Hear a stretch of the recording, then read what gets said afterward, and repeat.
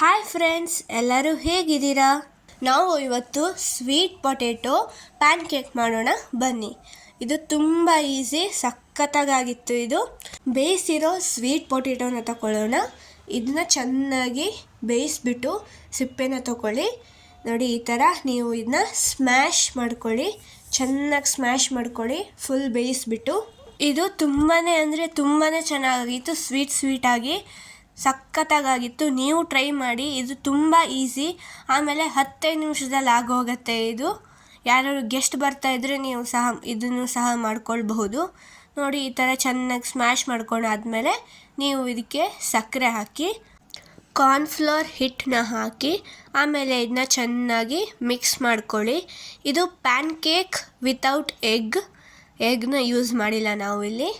ಆಮೇಲೆ ಈ ಥರ ಮಿಕ್ಸ್ ಚೆನ್ನಾಗಿ ಮಾಡ್ಕೊಂಡಾದ್ಮೇಲೆ ಇದನ್ನ ಈ ಥರ ಸರ್ಕಲ್ ಮಾಡಿಬಿಟ್ಟು ಪ್ಯಾನ್ ಕೇಕ್ ಶೇಪ್ ಕೊಡಿ. ಈ ಥರ ನೋಡಿ, ಈ ಥರ ಕೊಡಬೇಕು.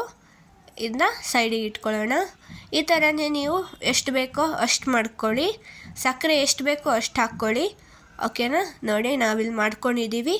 ಆಮೇಲೆ ನೀವು ಇದನ್ನ ಒಂದು ಪ್ಯಾನಿಗೆ ಆಯಿಲ್ ಹಾಕ್ಬಿಟ್ಟು ಸ್ವಲ್ಪ ಇದನ್ನ ಫ್ರೈ ಮಾಡ್ಕೊಳ್ಳಿ. ಈ ಥರ ಹಾಕ್ಬಿಟ್ಟು, ಡೀಪ್ ಫ್ರೈ ಅಲ್ಲ ಇದು, ಈ ಥರ ಸ್ವಲ್ಪ ಎಣ್ಣೆ ಅಷ್ಟೇ ಹಾಕ್ಕೊಳ್ಳಿ.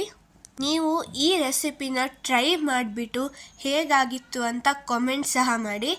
ಆಮೇಲೆ ನಮ್ಮ ಚಾನಲ್ನ ಲೈಕ್, ಶೇರ್, ಸಬ್ಸ್ಕ್ರೈಬ್ ಮಾಡೋದು ಮರಿಬೇಡಿ. ನೋಡಿ, ಈ ಥರ ನೀವು ಇದನ್ನ ಟರ್ನ್ ಮಾಡಾಕ್ಕೊಳ್ಳಿ.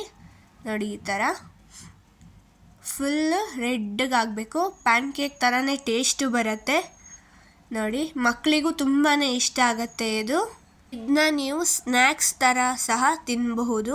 ನೋಡಿ ಎಷ್ಟು ಚೆನ್ನಾಗಿ ಕಾಣಿಸ್ತಾ ಇದೆ ಅಂತ.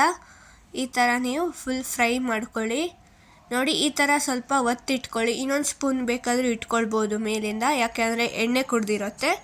ನೋಡಿ ಎಷ್ಟು ಚೆನ್ನಾಗಿ ಕಾಣಿಸ್ತಾ ಇದೆ ಅಂತ. ನೋಡಿ, ಒಳಗಡೆಯಿಂದನೂ ಹೀಗೆ ಸಾಫ್ಟಾಗಿತ್ತು. ತುಂಬಾ ಚೆನ್ನಾಗಾಗಿತ್ತು. ನೀವು ಇದನ್ನ ಟ್ರೈ ಮಾಡಿ ಅಂತ ನಾನು ಹೇಳ್ತೀನಿ. ಸೂಪರಾಗಿತ್ತು.